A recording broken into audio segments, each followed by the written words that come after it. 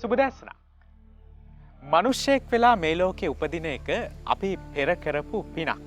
ඒ මිනිසත්කමේ ඵල ප්‍රයෝජන නිවැරදි ආකාරයෙන් ජීවිතයට ලං කරගන්න හැටි අද මනුසත් අරණෙන් කතා කරන්න අපි සූදානම්.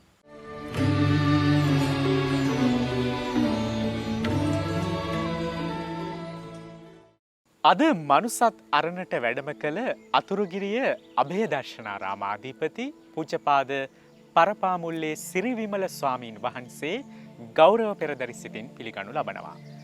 අපේ හාමුදුරුවනේ සමාජයේ අපි දකින විවිධ ප්‍රශ්න අතර බොහෝ දෙනාගේ තිබෙන අසහනකාරීත්වය දකිනවා. විශේෂයෙන්ම තරුණ අසහනය පිළිබඳ නිරන්තරයෙන් කතාබහට ලක්වන කාලවකවානුවක්. ඔබ වහන්සේ කොයි විදිහටද මේ තරුණ අසහනය දකින්නේ? මනුසත් අරණ සමග රැඳී සිටින ලක්වාසී ලෝකවාසී ඔබ සියලු දෙනාටම නිරෝගී සුව ලැබේවා, දීර්ඝායුෂ වේවා. අපි බෙහෙවින්ම සතුටු වෙනවා මේ කාලීන ප්‍රශ්නයක්, මේ තරුණ අසහනය ගැන සාකච්ඡා කිරීම, මේ සම්බන්ධයෙන් කරුණු විමසීම. ඇත්තටම මේ කාරණාව, ඒ කියන්නේ මේ තරුණ අසහනය කියන කාරණාව ගැන අහගෙන ඉන්නට ඕන තරුණ අය කියලා අපිට කියන්න පුළුවන් කමක් නැහැ. මේක අහගෙන ඉන්නට ඕන චූටි දූල පුතාලා, මැදිවී අය, වයසක අය, රටේ ආර්ථිකය සම්බන්ධ අය, රටේ දේශපාලනඥයෝ, මේ පොදුවේ හැමෝම තරුණ අසහනය ගැන සාකච්ඡාවන් අහන්නට ඕන. ඒ ප්‍රශ්න ගැන කල්පනා කරන්නට ඕන. ඒවට විසඳුම් ලබා දෙන්නට ඕන. ඒ බව මුලින්ම සිහිපත් කරන්නට ඕන. දැන් අද තරුණ අසහනය ගැන කතා කරනකොට ගොඩක් දූල පුතාලගේ එකම සිහිනය තමයි රට අතහැරලා යන්න ඕන කියන එක. ඒක තමයි අවුරුදු 12 15 16 ඉඳලම කනට වැටෙන්නේ. රට අතහැරලා ගියොත් තමයි, පිටරටකට ගියොත් තමයි ජීවිතේ ගොඩ, නැත්තම් මේක ඉඳලා නම් වැඩක් වෙන්නේ නැහැ කියන එක. මොකද උදේ 4ට නැගිටලා දෙන්නත් එක්ක උයලා බැඳලා නම් අපි හිතමු නෝනෑ මහත්තයා දෙන්නත් එක්ක උයලා පිහලා ලේස්තු වෙලා වැඩට යන්න මහපාරේ පැය එකහමාරක් ඉඳලා පැය 8ක් වැඩ කරලා ආයි පැය එකහමාරක් දෙකක් මහපාරේ ඉඳලා රෑ 9ට විතර ගෙදරට ඇවිල්ලා වෙහෙස වෙලා මහන්සි වෙලා කඩෙන් ගෙනාපු කෑම එකක් කාලා නිදාගෙන එහෙම ගිහිල්ලා ඒ ලැබෙන වැටුප ඒ අයට ඉලක්කම ලොකු වෙන්න පුළුවන්. හැබැයි ඒකෙන් කරන්න දෙයක් නැහැ. මේකත් එක්ක බොහෝ තරුණ පරම්පරාවේ අයට තියෙන ලොකුම අසහනය තමයි රට යන්නට ඕන කියලා. කොරෝනා ප්‍රශ්නය ආවට පස්සේ ඒ ප්‍රශ්නේ දැන් මාස 15 16ක් කියලා වෙලා තියෙනකොට අර රට යන්න ඕන කියලා මන්තරේ වගේ උදේ හවහ ජප කරපු ඉඳපු අයට දැන් ඒ සිහිනේ අකුලගෙන එන විදියට මුහුණ දෙන්න ඕන කියලා පීඩනයක් ඇතුව ඉන්නවා. ඒ පීඩනය තුනින් කරගන්න අපි මේ විදියට හිත හදන්න, ඉවසීම දියුණු කරන්න, කරුණාව දියුණු කරන්න, හැමදේම වෙන්නේ හොඳටයි කියලා මේ මහ පොළොවේ පුළුවන් විදියට ජීවත් වෙන්න අපි කවුරුවක්වත් මේ අවුරුදු 200ක් ජීවත් වෙන්නෙත් නැහැ. අවුරුදු 120ක් ජීවත් වෙන්නෙත් නැහැ. අවුරුදු 100ක් ජීවත් වෙන්නත් බෑ. අපි හෙට දවසේ මොනව වේද දන්නෙත් නැහැ. කොටින්ම තා විනාඩි 5කින් ඔබට මට මොනව වෙනවද කියලා අපි දන්නෙත් නැහැ. ඒ නිසා ප්‍රාර්ථනා තියෙනවා තමයි. දැන් ඔය තරුණ අසහනයට තව එකක් තමයි නීතිය පිළිබඳව විශ්වාසයක් නැතිකම. ඒ කියන්නේ දුප්පතාට එක නීතියක්, සමදතා තියනට එක නීතියක්, ආදී වශයෙන් ධනපතියට එක නීතියක් ආදී වශයෙන් කළ තරුණ සමාජයේ ওই සම්බන්ධයෙන් ලොකු කතිකාවතක් තිබෙනවා. නීතිය සම්බන්ධයෙන් විශ්වාස කරන්න බැරිකම. ඊළඟට ආගමික පැත්තෙනුත් තරුණ අයට තියෙනවා පොඩි ප්‍රශ්නයක්. ආගමික සංස්ථාවන් වලනුත් තමන්ගේ ජීවිතවලට සහනයක්, පිළිතුරක් ලැබෙන්නේ නැහැ. සමහරලාට ඒ ආගමික අංශත් දේශපාලන ව්‍යාපෘති තමයි ප්‍රධානම ව්‍යාපෘතිය, ප්‍රධානම සැලසුම ජීවිතේ වර්ෂයේ සැලසුම, ඊළඟ වර්ෂයේ සැලසුම දේශපාලනය. එතකොට තරුණ පරම්පරාවට ඒවට අතකොළුවක් වෙන්න ඒ අයට ඒකත් එපා වෙලා තියෙනවා.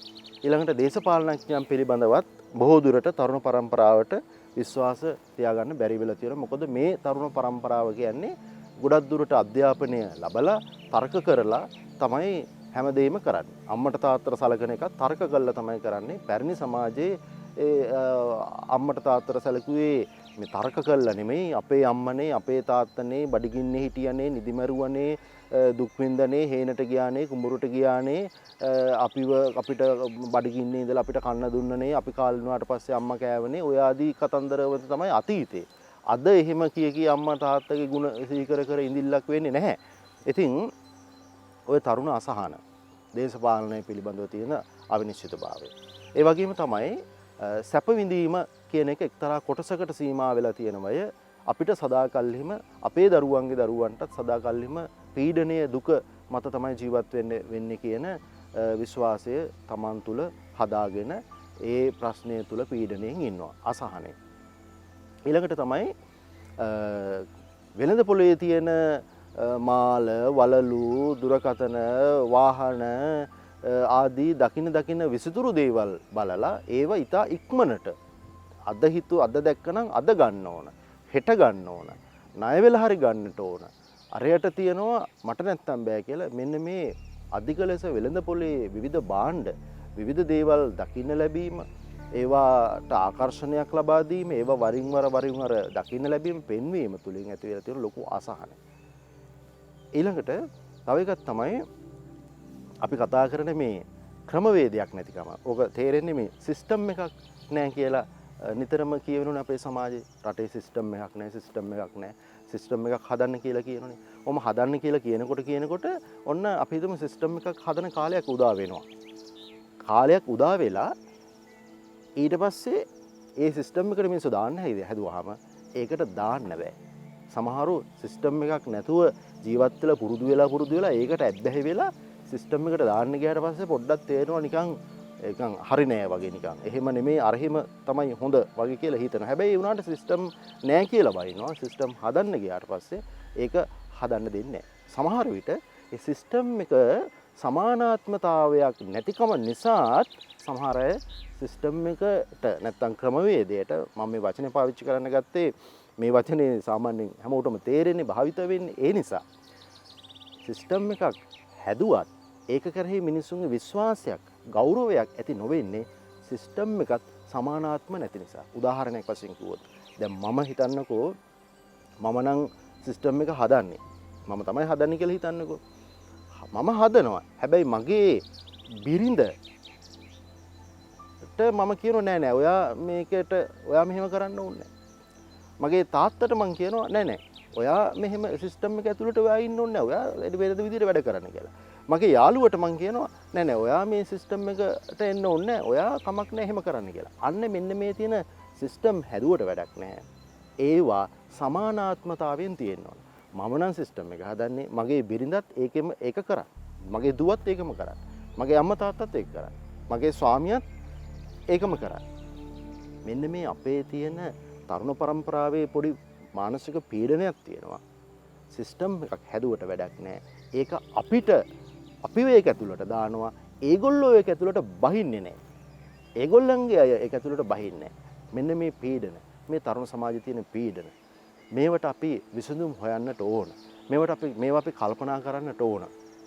මෙහෙම ගියොතින් මේක සමහර විට තව අවුරුදු 5 10 15 ගියාම තරුණ සමාජයේ මහ විශාල ලේවැගිරීම් සිද්ධ වෙන්න පුළුවන්. මිනිස්සු එකිනෙකා මරා කා කොටා ගන්න තැනට වැටෙන්න පුළුවන් මේ තත්ත්වය නිසා. මොකද අද අවුරුදු 8 10 12 හැදෙන අය දුරකථනයෙන් මේ මරා ගන්න එක නේ කරන්නේ. දැඩි පීඩනයකින් ඉන්නේ. දැඩි තරහකින් ඉන්නේ. දුරකථන ක්‍රීඩාවලින් ඒගොල්ලෝ ගේම් එකෙන් මරනවා කපනවා කොටනවා ගහනවා වැටෙනවා ඒක සාමාන්‍ය දෙයක්. ඒතකොට ඒ අයට අවුරුදු 20 25 වෙච්ච කාලෙකදී ඔය කිව්ව තරුණ අසහනයට එන කාරණා ටික ඉදිරියේදී ඉවසීම මේ අද අවුරුදු 20 25 අය ඉවසනට වැඩිය අමාරු වෙන්න පුළුවන්. ඒ නිසා තරුණ අසහනය ගැන අපි හාස්‍යයෙන් උපහාසයෙන් බලන්න නෙමෙයි කරුණාවෙන් බලලා පාලන තන්ත්‍රය අයට යම් ආකාරයක විසඳුමක් ලබා දෙන්නට ඕන. මොකද හේතුව මේ තරුණාසහනය නැති කරන්නේ නැත්නම් ඒවට විසඳුම් කල්පනා කරන්නේ නැත්නම් ඒ ගැන සාකච්ඡා කරන්නේ නැත්නම් ඒ අයට ඒ ප්‍රශ්න තියෙන අයගෙන් ඒ ප්‍රශ්න අහගන්න නැත්නම් ඒ ප්‍රශ්න තියෙන අයගෙන්ම උත්තර අහගන්න නැතුව අපි වැඩිහිටියෝ වෙලා නැත්නම් අපි AC කාමරවල ප්‍රශ්න වලට උත්තර දුන්නට වැඩක් නැහැ. ප්‍රශ්න තියෙන අයගෙන් ප්‍රශ්න අහලා ප්‍රශ්න තියෙන අයගෙන් ඒ ප්‍රශ්න වලට විසඳුම් අරගෙන ඒ විසඳුම් සාකච්ඡා කරලා මාස 7-8ක් හරියයි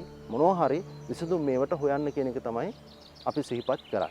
ජීවිතයේ හමුවේ පැන නගින ඇතැම් ප්‍රශ්නවලදී ඇතැම් අවස්ථාවලදී හිත නරක් කරගන්න බොහෝ දෙනෙක් අපි දකිනවා. එහෙම හිත නරක් කරගන්න හේතුව මොකක්ද අපේ හාමුදුරුවනේ? හිත නරක් කර ගැනීම කියන එකත් මං හිතනවා ඊටාත්ම හොඳ පැත්තක්. ඒක අපි ටිකක් පුළුල්වම කතා කරොත් හොඳයි කියලා මට හිතෙනවා. දැන් සමහර අසනීප තියෙන කායික වේදනා, ඒ කායික වේදනා හටගත්තාම අපි බෙහෙත් ගන්නවා. කායික වේදනාව තියෙනවා, මානසිකව වැටිලා නැහැ. හිත නරක් වීමක් වෙන්නේ නැහැ. උණක්, හෙම්බිරිස්සාවක්, කැස්සක්, බඩේ අමාරුවක්, ඔළුවේ කැක්කුමක්, දතේ කැක්කුමක්, කනේ කැක්කුමක් ආවොත් එහෙම ලොකුවට හිත නරක් වෙලා හිත වැටෙන්නේ නැහැ. බෙහෙත් ගන්නවා, වරුවෙන් දෙකකින් හොඳ වෙනවා. සමහර කායික අසනීප තියෙනවා. සමහර කායික අසනීප ඒකෙන් හිත වැටෙනවා. හිත වැටෙනවා, බිඳුවටම වැටෙනවා. කෑම වල රහ දැනෙන්නේ නැති තරමටම හිත වැටෙනවා. ඊට පස්සේ කියනවා කෑම කන්න බෑ, කෑම රහ නැහැ කියලා. මේ පහුගිය දවසක මට අහන්න ලැබිච්ච දෙයක් මේ. කෑම කන්න බෑ, කෑම රහ නැහැ කියලා. එතකොට අසනීපේ වෙන එකක්. ඒ අසනීපේ ඇහුවා මම. ඒ අසනීපෙට කෑම රුචියක් වෙන්න විදියක් නැහැ. ඒ අසනීපෙට කෑම රුචියක් වෙන්න විදියක් නැහැ. ඒ අසනීපෙට බෙහෙත් බොනවා, දැන් කෑම රුචියක් තියෙනවා. එතකොට කෑම රුචිය ආවේ කොහොමද? අර අසනීපය නිසා. සමහර කායික අසනීප තියෙනුනේ. ඔබ කල්පනා කරලා බලන්නකෝ. කෙනෙකුට කියන්න බැරි අසනීප තියෙන්න පුළුවන්. එතකොට ඒ වගේ කෙනෙකුට කිව්වත් විසඳෙන්නේ නැහැ කියලා හිතන කියන්න පුළුවන් අසනීප තියෙනවා. සමහරවිට ඒකට විසඳුමක් නැහැ වගේ කියලා හිතන තැනට එන්න පුළුවන්. සමහරවිට ඒ රෝගී තත්ත්වය මට අවුරුදු 5-10ක් තියාගෙන ඉන්න වෙනවා. ජීවිත කාලෙම තියාගෙන ඉන්න වෙනවා කියලා කෙනෙකුට පීඩනයක් ඇති වෙනවා. මේ පීඩනය එක එක්කෙනා ගන්න එක එක විදියටනේ. සංවේදීයයි මේක ලොකුවට ගන්නවා. එතකොට එහෙම කල්පනා කර ඉන්නකොට ඔන්න කෑම කන්න බෑ, කෑම වල රහ දැනෙන්නේ නැතුව යනවා. මානසික පීඩනය වැඩි වෙනකොට කෑම කන්න බෑ, කෑම වල රහ දැනෙන්නේ නැතුව යනවා. එතකොට කෑම අරුචියක් ඇති වෙනවා. අනිත් පැත්තෙන් අර අසනීපේ තියෙනවා. කෑම අරුචියට බෙහෙත් ගන්නවා. ඒත් වැඩක් වෙන්නේ නැහැ. මානසික ප්‍රශ්නය, මානසික පීඩනය එහෙමමයි. ඒ නිසා හොඳට තේරුම් ගන්න, හිත නරක් කරගන්න එපා. දැන් සමහර කායික රෝග වලට බෙහෙත් ගත්තාම වරුවෙන් දෙකෙන් හොඳ වෙනවා. මොකද හිත වැටිලා නැති නිසා. තරුණ දූල පුතාලටත් අපි කියන්නේ මේ කොරෝනා වසංගත උදුරත් එක්කත් ජීවිතේ බලාපොරොත්තු ප්‍රාර්ථනා කඩා වැටෙනවා කියලා හිත නරක කරගන්න එපා. දැන් හිත නරක වුණාම සිද්ධ වෙන හොඳම දේ තමයි අපි ගත්තොත් ඉස්සර අපේ සමාජයේ කිතුල් මල් කපලා කිතුල් පැණි හැදුවා. කිතුල් පැණි සුවඳයි, කිතුල් පැණි රසයි. ඊට පස්සේ ඒ ගෙදරම ඒක විකුණා. ඔහොම ටික දවසක් යනකොට මේක නගරයට එනවා. නගරයට ඇවිල්ලා නගරෙදි මේක මිල අධික මිලකට දෙන්න වෙනවා. ඊට පස්සේ වැඩි කාලයක් තියාගන්න වෙනවා. ඊට පස්සේ ස්වාභාවික පැණි වැඩි කාලයක් තියාගන්න බැරි නිසා ඒවට කෘත්‍රිම දේවල් එකතු කරනවා. කෘත්‍රිම දේවල් එකතු කරේ අපේ හිත නරක වුණු නිසා. ඒ කියන්නේ ලෝභය වැඩි නිසා, ද්වේෂය වැඩි නිසා, මෝහය වැඩි නිසා.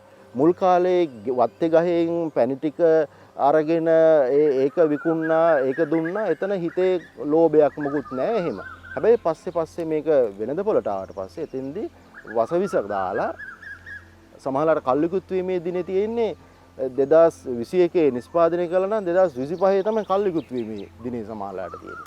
එතකොට එතෙන්ට එහෙම වුණේ මොකද? අපේ හිත නරක වීම නිසා. ඒ කියන්නේ ලෝභය වැඩි වීම නිසා, ද්වේෂය වැඩි වීම නිසා, මෝහය වැඩි වීම නිසා.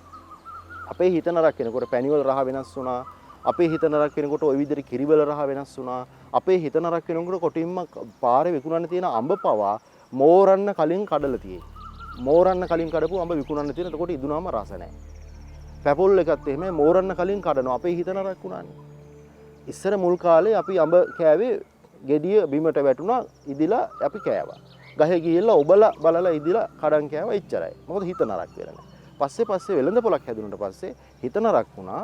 හිතේ ද්වේෂය වැඩි වුණා, හිතේ තරංගය වැඩි වුණා, හිතේ රැවටුණා, මුලාවටපත් වුණා. එතෙන්දී අපි බාගෙට පැහිච්ච අඹ විකුණනවා, බාගෙට පැහිච්ච ඉදිලා පැපොල් ටික විකුණනවා. ඊට පස්සේ ඒක ඇතුලේ අපිට අනිත් පැත්තට අතුරු ආබාධ බොහෝය. ඊළඟට ටික කාලයක් තියාගන්න ඕන, මොන හරි වසවිස ටිකක් ඉහිනවා. එහෙම තමයි කන්නේ. එතකොට සාමාන්‍යයෙන් ගත්තොත් හිත නරක වීම නිසා, බුද්ධ දේශනාවේ සඳහන් වෙන විදිහටත් හිත නරක වීම නිසා අපේ මේ ගස්කොළන් පද්ධතිය කඩා වැටෙනවා. ඇලදොල ගංගා ඔක්කොම විනාශ වෙන්නේ හිත නරක වෙච්ච නිසා. දැන් බලන්න මේ ඇඳිරි නීතිය, ඒවා මේවා සංචරණ සීමා, ඒවා මේවා බහුලව තියෙනකොට දොළවල් ඔක්කොම ස්වාභාවිකව ලස්සන වෙලා හොඳට තියෙන ගන්නවා. අපි යන්න එන්න ගත්තට පස්සේ නාපු ඉතුරු වෙච්ච සබන් කෑල්ලයි ඒකේ කොලේයි ඊට පස්සේ සැම්පු බෝතලේ හිස් එකයි බෝතල් කඩලා බිඳලා හට්ටි මුට්ටි කාපු ඔක්කොම අපේ හිත නරක වුණාම පරිසරය නරක වෙන හැටි. වතුර නරක වෙන හැටි. මුහුද නරක වෙන හැටි. ගහකොළ ඇලදොල සතාසි උපාව හැමදේම අපේ හිත නරක වුණාම නරක වෙන හැටි. ගෙදර දොරක් වහන හැටි, දොරක් අරින හැටි, තේ එකක රස, කෑම එකක රස මේ ඔක්කොම අපේ හිත නරක වුණාම වෙනස් වෙනවා. වාහනයක් පදවන කෙනා හිත නරක වුණු ගමන් වාහනේ පදවන විදිහ වෙනස් වෙනවා. ඒ නිසා හොඳට තේරුම් ගන්න අපේ ඇඳුම් පැළඳුම් අපේ මාලවලලු අපේ තනතුරු අපේ ටයිපටිය අපේ සාරිය අපේ සපත්තු මේවා කොච්චර ලස්සන වුණත් හොඳට තිබුණත් හිත නරක වුණොත් ඔක්කොම අවසන්. හිත නරක වුණොත් ආයුෂ අඩු වෙනවා. ඒක හොඳට මතක තබා ගන්න. හිත නරක වුණොත් ආයුෂ අඩු වෙනවා. හිත නරක වුණොත් වර්ණය අඩු වෙනවා. කණ්ණාඩි ගාවට ගිහිල්ලා බලන්න. එක දිගට දවස් දෙකක් හිත නරක කරගෙන කණ්ණාඩි ගාවට ගිහිල්ලා බලන්න. ඊට පස්සේ එක දිගට දවස් දෙකක් hina වෙලා සතුටින් ප්‍රසන්න මනසෙන් ඉඳලා සියුම් හිනාවකින් ඉඳලා දවස් දෙකකට පස්සේ බලන්න ආයුෂ වැඩි, වර්ණය වැඩි, සැපේ වැඩි, බුද්ධිය වැඩි, ප්‍රඥාව වැඩි. දූල පුතාලටත් වැඩිහිටි දෙමව්පියන්ටත් හැමෝටම කියන්නේ සතුටින් ඉන්න, ලස්සනට ඉන්න, පිරිසිදුව ඉන්න, සන්තෝෂෙන් ඉන්න. කාටවත් ගින්නක් දෙන්න එපා. කාගේවත් සතුට නැති කරන්න එපා. එක වහල යට ඉන්න. එක වහල ඇතුලේ ඉන්න අනික් කෙනාගේ අසතුටින් තියන්න එපා. තරහින් තියන්න එපා. වෛරෙන් තියන්න එපා. එයාට තරහක් පීඩනයක් දීලා මම ඒ තුලින් සතුටක් භුක්ති විඳින්න යන්න එපා. කෙනෙකුට තරහක් පීඩනයක් දීලා අපිට කවදාවත් සතුටක් ලබන්න බෑ. ඒ නිසා හොඳට තේරුම් ගන්න. ඔබේ වත්තේ තියෙන මිරිස් ගහ, වත්තේ තියෙන දෙහි ගහ, වත්තේ තියෙන මල් ගහ ඒකට වතුර ටිකක් ඉස්සාම ඒ ගහට සුවයක්, සිසිලසක් ලැබෙනවා, සතුටක් ලැබෙනවා. ඒක ඔබට ඊට වැඩි ප්‍රතිඵලයක් ගෙනත් දෙනවා. ඒ වගේ තමයි ඔබව සතුටු කරන්න, ඔබව සිහිල් කරන්න, ඔබව සැහැල්ලු කරන්න. පුච්චන්න එපා. ඔබේ ඇඟ පුච්චන්න එපා. හිත පුච්චන්න එපා. සැහැල්ලුවෙන් තියන්න. එතකොට ඔබට ඊට වැඩි හොඳ දෙයක් ඔබේ ශරීරයේ ඔබට ගෙනල්ලා දෙනවා. ඊට වැඩි හොඳ ප්‍රතිඵල ටිකක් ඔබේ හිත ඔබේ ජීවිතයට ගෙනල්ලා දෙනවා. ඒ නිසා හැමෝටම කියන්නේ හිත රිද්ද ගන්න එපා. හිත නරක කරගන්න එපා. හිත නරක කරගත්තොත් හාල් ටිකත් අඩුවට කිරන්නේ. සීනි ටිකත් අඩුවට කිරන්නේ. හැම එකම අඩුවට. තේ එකක් හැදුවත් කඩේ අඩුවට සීනි ටික දාලා, අඩුවට වතුර ටික රත් කළා.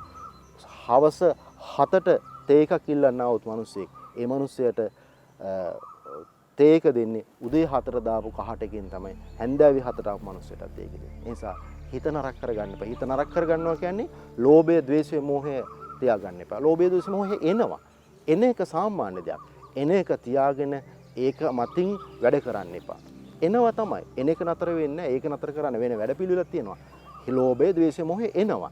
එන එක නෙමෙයි මේ කියන්නේ. එන එක ඇතුලේ ඉඳගෙන සැලසුම් කරන්න එපා. එන එක එනවා, ලෝභය එයි, ලෝභය පැත්තකින් තියලා තේ එක හදන්න. ලෝභය පැත්තකින් තියලා හාල් එක කිරන්න.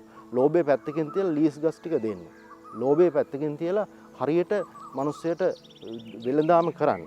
ලෝභය පැත්තකින් තියලා hina වෙන්න, කතා කරන්න.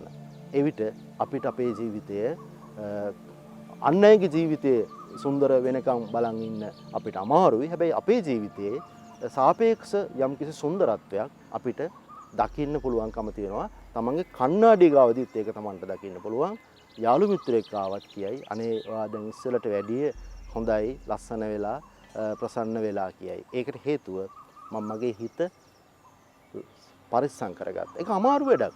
ඒක මේ මේසයක් පිය දාලා අද උදේ මේසෙ පිය දැම්මොත් අද දවසේම ලස්සනට තියේ. අද උදේ සාලේ අතු ගාලා සුද්ධ කරොත් ඒක දවස් මෙහෙම තියේ. හැබැයි මේ හිත එහෙම නෑ. කොයි වෙලේත් හිත ආස, හිත කැමති, හිත නරක වෙන්න ආසයි. හිත නරක වෙන්න ආසයි, කැමති. හිත නරක වෙලා තියෙනකොට අපි ඒකටත් ආසයි. ඒකටත් අපි කැමතියි. හැබැයි බුදු දේශනාවේ කතා කරන්නේ නරක වුණු හිත වහ එවලෙ හදා ගන්න. පස්සේ හදන්න නෙමෙයි. රෙදි නම් මේ රෙදි ටික හෙට හොදන්න පුළුවන්, අනිද්දා හොදන්න පුළුවන්. එහෙම එකතු කරලා ගොඩ ගහලා හොදන්න පුළුවන්. හිත එහෙම බෑ. එවලෙ හොද පාවිච්චි කරන්න තියෙන දෙයක්. තමන් තුළ තිබෙන අඩුපාඩු අවබෝධ කරගෙන ඒවා අවම කරගන්න ක්‍රියාත්මක වෙනවා වෙනුවට අනුන්ගේ අඩුපාඩුම දකින පිරිසකුත් අපේ අතර ඉන්නවා. එහෙම නොවි තමන්ගේ අඩුපාඩු සකසගන්න අපි කොයි විදිහටද කටයුතු කරන්න ඕන?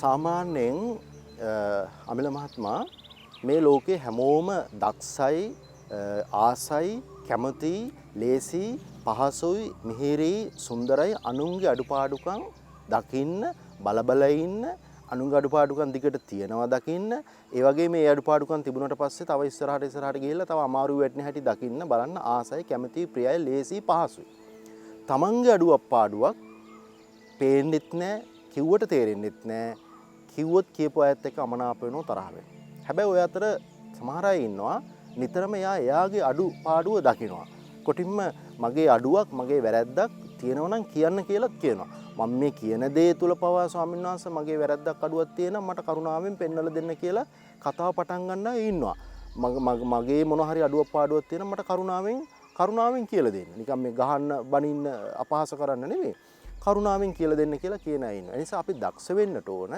අනුන්ගේ අඩුපාඩුකම් වැරදි කතා කර රස කර විනෝද වෙන්න නෙමෙයි ඒ අඩුපාඩුකම් පවා හේතුන්ගෙන් හටගත්ත දේවල් බවත් හේතු නැතිවීමෙන් නැති වී යනවා කියලා. දැන් ඔය ගොඩාක් දුරට අනුන්ගේ අඩුපාඩුකම් ගැන කතා කර ඉඳලා එහෙම කාලේ නාස්ති වෙන එක තමයි ගොඩක් දුරට සිද්ධ වෙන්නේ. දැන් මට මතකයි පහුගිය දවසක එක්කෙනෙක් කතා කරන දෙයක් මට මතකයි කිව්වා එක්කෙනෙක් මේ ස්වාමින් වහන්සේ මේ ඇත්තටම මේ කොරෝනා හොඳ පාඩමක් කොරෝනා වලින් වෙන්නට ඕන ඔය කුහක කමින් පෙරේත කමින් මුදල් ගොඩ ගහගෙන යාන වාහන අරගෙන ගෙවල් දොරවල් හදලා තට්ටු දෙකන දොර ලොකුවට හදාගෙන ඕම ඉන්න ඔය මිනිස්සු තමයි කොරෝනා වලින් නැත්තර නැති වෙලා යන්න ඕන කියලා කිව්වා. දැන් මෙහෙම කියන කෙනාගේ ගේ තින්ත ගාලා නැහැ අවුරුදු 20කට පස්සේ. පැහැදිලිද? එතකොට තමන්ගේ ගෙදර තමන්ට මේ ෆෑන් එකක්වත් නැහැ. තමන්ගේ ගෙදර තමන්ට මේ හරියාකාර පිඟානන් කෝප්පයක් ඇඳුමක් පැළඳුමක් මොකුත් නැහැ. අතේ සතේ නැහැ. ඒතර කොහොමද එහෙම? ඇයි ඒ? තමන්ගේ අඩුව පාඩුව දුර්වලකම දැකලා ඒ අඩුව පාඩුව දුර්වලකම හදාගෙන ඉදිරි අවුරුදු 5-10 සැලසුම් කරනවා වෙනුවට තමන්ගේ මට්ටමටම ඔක්කොම වැටෙන එක තමයි හොඳ කියලා හිතනවා. ඒ නිසා හොඳට තේරුම් ගන්නට ඕන මේ කොරෝනා වසංගත උදුරත් එක්ක අර සමහර අතීතයේ නිදිමතව කම්මැලිව අලසව ඉඳපු අය සමහර හැමෝම නෙමෙයි සමහරු ඊළඟට අන් අයගේ ಗುಣ දැකලා ඒ ಗುಣ කෙරෙහි පැහැදිලා මමත් ඒ විදියට ඒ ಗುಣ ධර්ම දිනු කරනවා කියලා දහඩිය මහන්සියෙන් උපයලා ඒ මුදල් ඉතිරි කරගත්තා අහවල් ඉතිරි කරගත්ත මුදලින් අර විදියට ගෙවල් දොරවල් යාන වාහන අරගෙන තියනවා කියලා එහෙම ಗುಣ දැකලා ඒකෙන් පාඩමක් ගන්නෙ නැතුව ගොඩක් අය හිතනවා අපි තමයි ලස්සනට ජීවත් වෙන්නේ කියලා හිතනවා. හැබැයි ඒ අය ලස්සනට ජීවත් වෙනකොට මුළු ශේෂතම හැමතිස්සෙම කෑමට බීමට සල්ලාලකමට දුරාචාරයට විනාශ කරලා. හොඳට අපි දක්ෂ වෙන්නට ඕන මේ වෙලාවේ මේ කුහකකම දිනු කරන එක නෙමෙයි.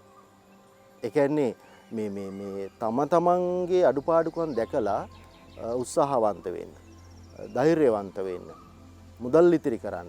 ඒක තමයි අපිට කියන්න තියෙන පණිවිඩය. සමහරව හිතනවා මට මතකයි ඒ කතාවේදී ඒ කතා කරපු එක්කෙනා කිව්වා ඉතින් ওই ගෙවල් දොරවල් හදලා යාන වාහන අරගෙන ඕක ගොඩ ගහගෙන හිටියත් වැඩක් නෑ නේ. ඉතින් මලාට පස්සේ ඔක්කොම නැති වෙනවනේ. ඊට වැඩි හොඳයි අපි ඕව ලොකුට ඉතිරි කරෙත් නෑ. අපි හොඳට කාලා ඉඳලා හිටියනේ කියලා. මං කිව්වා ඉතින් ඒ ගෙවල් දොරවල් හදලා යාන වාහන අරගෙන ඉඩකඩම් අරගෙන ව්‍යාපාර පටන් ගෙන ඉන්න මිනිස්සු මලත් අඩුම ගන්නේ දරු මල්ලන්ට හරි ඒවා ඉතිරි වෙනවනේ. කාට හරි ඉතිරි වෙනවනේ. පවුල කෙනෙක් හරි ඉතිරි වෙනවනේ. ඉතින් ඒවා එහෙම නැතුව ඔක්කොම විනාශ කරලා දැම්මනම් කාටවත් ඉතිරි වෙන්නේ නැහැ නේ. ඒ නිසා හොඳට තේරුම් ගන්නට ඕන මේ අපේ නුවණ දියුණු කරගත්තේ නැති වුණොත් අපිට උපරිම පාඩුව කරන්නේ අපේම හිත. අපිට දියුණු වෙන්න ඉඩ දෙන්නේ නැත්තේ අපේම හිත. කොච්චර වටින උපදෙස් තියෙන පත්තර කියවන්න ලැබුණත් ටීවී වැඩසටහන් අහන්න දකින්න බලන්න වැඩසටහන් තිබුණත් අපේ හිත අපිට කල්යාණ මිත්‍රයෙක් වෙලා නැත්තම් අපේ හිතෙන් අපේ තියෙන අඩුපාඩුකම් අපිටම පෙන්වලා දෙන්නේ නැත්තම් අපේ හිතෙන් මගේ අඩුපාඩුකම් මමම දකලා බලලා අපහදීමක් කලකිරීමක් ඇති කරගෙන ඉදිරියට යන්න අවශ්‍ය කරන ශක්තිය මා විසින්ම මට ලබා දෙන්නේ නැත්තම් බාහිරින් කෙනෙකුට මොකුත් කරන්න බෑ. ඒ නිසා හොඳට තේරුම් ගන්නට ඕන සමාජයේ මිනිස්සුන්ගේ අඩුපාඩුකම් තියෙන්න පුළුවන්. ඒ වගේම අපි දක්ෂ වෙන්නට ඕන ඒ අය ගාව තියෙන ಗುಣ දකින්න. 100 දෙනෙක්ගේ ಗುಣ එකතු කරගන්න එක්කෙනෙක්ගේ එක ගානේ. එතකොට 100 ගුණයක් අපි ගාව තියෙනවා. 100 දෙනෙක් ගාම තියෙන අඩුපාඩුකම් හොය හොයා වැරදි අඩුපාඩුකම් හොය හොයා ගියොත් ඔය අඩුපාඩුකම් 100න් 50ක් විතර අපි ගාව අන්තිමට තියෙනවා. ඒ නිසා හොඳට තේරුම් ගන්නට ඕන මේ කොරෝනා වසංගත උදුරත් එක්ක අපේ ජීවිතවලට කරුණාව, දයාව, ඉවසීම ආදී බොහෝ ගුණධර්ම එකතු කරගෙන අන් අයට ජීවත් වෙන්න උදව් කරමින් දැන් බලන්න සමහරලාට අපි දකින මේ ගංවතුරු උදුර කාලේ පන්සල්වල ස්වාමින් වහන්සේලාත් සමහර ගිහි පින්නතුනුත් සමිති සමාගම් මට්ටමින් ගංවතුර අයට කන්න හදලා දෙනවා. ඊළඟට කොරෝනා වසංගත උදුරෙන් අවතන් වෙච්ච අයට කෑම බීම බෙහෙත් ඒත් රෝහල් ඇඳ පුටු මේස ගොඩ ලබා දෙනවා. මේව ලබා දෙන්නේ අර නාස්ති කරන්නේ නැතුව උපයාස අපයාගත තමන්ගේ මුදල් ඉතිරි කරගත්ත අය ඒ අය තමයි මේ දේවල් කරන්නේ. එහෙම නැතුව හැමදාම හැන්දෑවට මේ පාටි දාපු අය එහෙම නැත්නම් හැමදාම සතියට සැරයක් දෙසක් යාළු මිත්‍රොත් එක්ක කාලා බීලා මුදල් විනාශ කරපු අයට දැන් Tamanට කන්නත් නෑ. අන්‍යයට දීම ගැන කවර කතාවද? ඒ නිසා අනුන්ට බැන අනුන්ගේ අපහාස රස කර කතා කර ඉන්නවට වැඩිය Tamanගේ අඩුපාඩුකම් දකින්න බලන්න. ඒක බුදුදහමේ කතා කරන ප්‍රධානම අභ්‍යාසයක්. අද මනුසත් අරණට වැඩම කළ අතුරුගිරිය අභය දර්ශනාරාමාධිපති පූජ්‍යපාද පරපාමුල්ලේ සිරිවිමල ස්වාමීන් වහන්සේට අපේ ගෞරව පෙරදරි ස්තුතිය පිරිනමනවා. අඩුපාඩු නිවැරදි කර ගනිමින් ජීවිතය අර්ථවත් කරගන්න ඔබට ආරාධනා කරමින් අපි මනුසත් අරණින් සමුගන්නවා. ඔබට සුවදායි දවසක් ප්‍රාර්ථනා